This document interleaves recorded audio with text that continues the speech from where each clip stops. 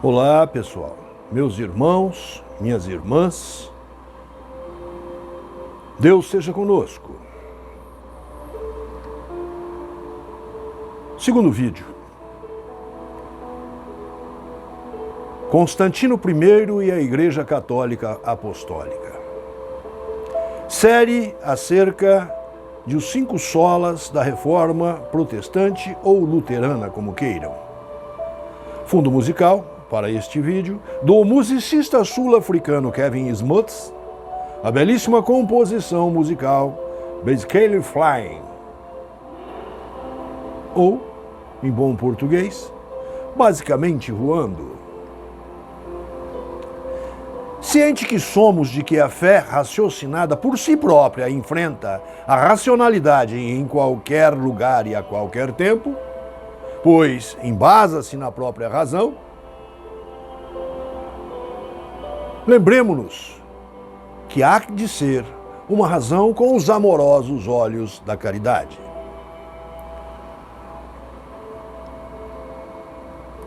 Sempre recordo que os 5 solas é a pedra fundamental da Reforma Luterana. Deixo claro, não pretender redundar a história já contada.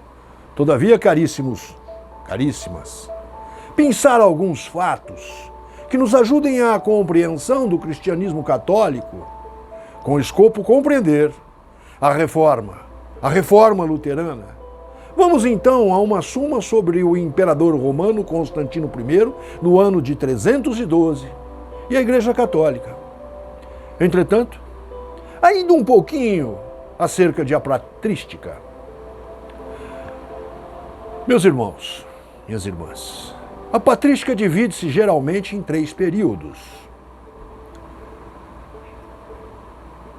Do século I ao século II, ou seja, até o ano 200, os pais da Igreja dedicaram-se à defesa do cristianismo contra seus adversários.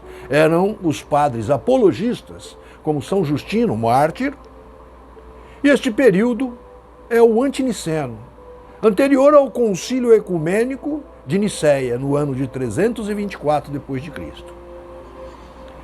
Até o ano 450, na nossa era, o período em que surgem os primeiros grandes sistemas de filosofia cristã, quando temos Agostinho de Hipona, nosso Santo Agostinho, Clemente de Alexandria, entre tantos outros. É o período nicené, a partir do Concílio de Nicéia, em 324. Entre o século V e o século VIII, reelaboram-se as doutrinas já formuladas. É o período pós-niceno. Assim, o divisor de águas na patrística é o primeiro Concílio de Nicéia, na Turquia, que teve por principais debates, em síntese, se Jesus é Deus ou o mais perfeito humano.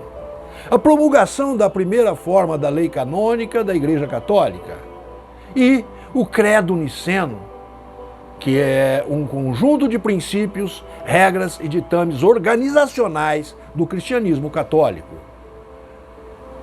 Outra coisa, a correta data da comemoração da Páscoa. E tudo isso presidido com a abstenção de voto pelo então imperador Constantino I. Mas quem foi Constantino I e qual a sua importância para a Igreja Católica Apostólica Romana? Em fins de fevereiro de 272 da nossa era, nasce na cidade de Naissos, atual Sérvia, o menino Flávio Valério Constantino, filho de Júlia Helena, uma mãe cristã, e do imperador romano Constâncio Cloro. Constantino inicia seu reinado em 306, posterior ao império, até o final da sua vida em 337.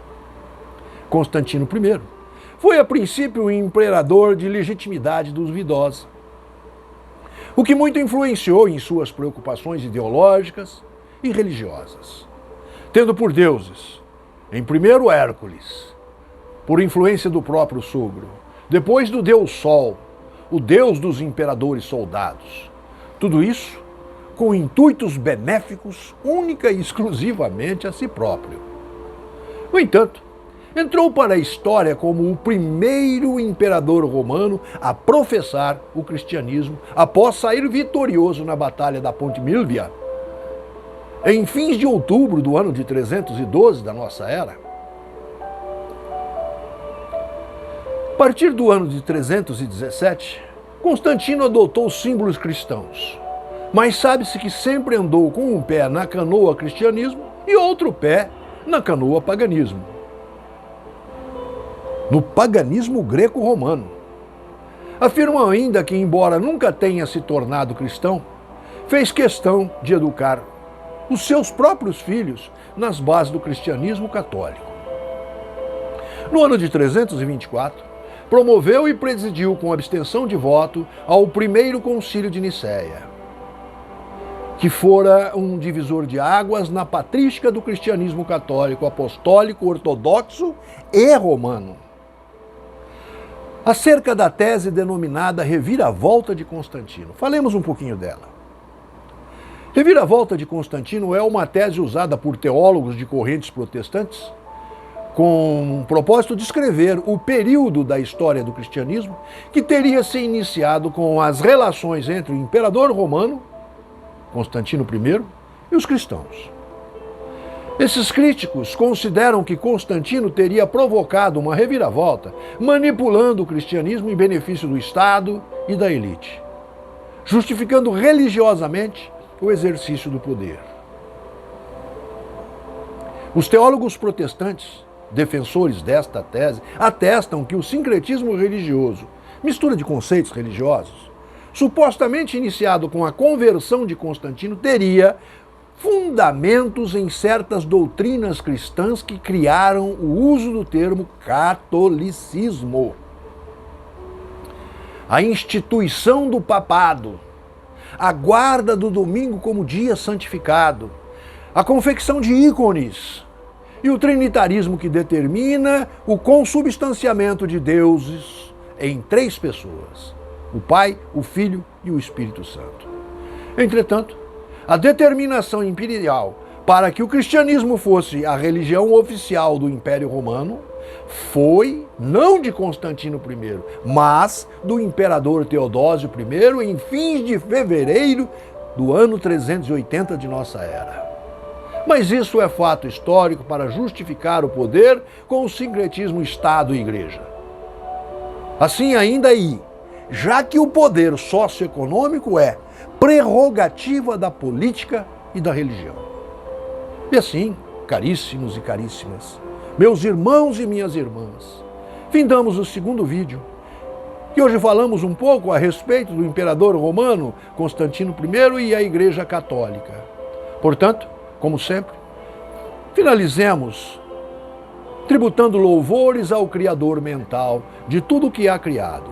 Deus, nosso Pai, louvado seja.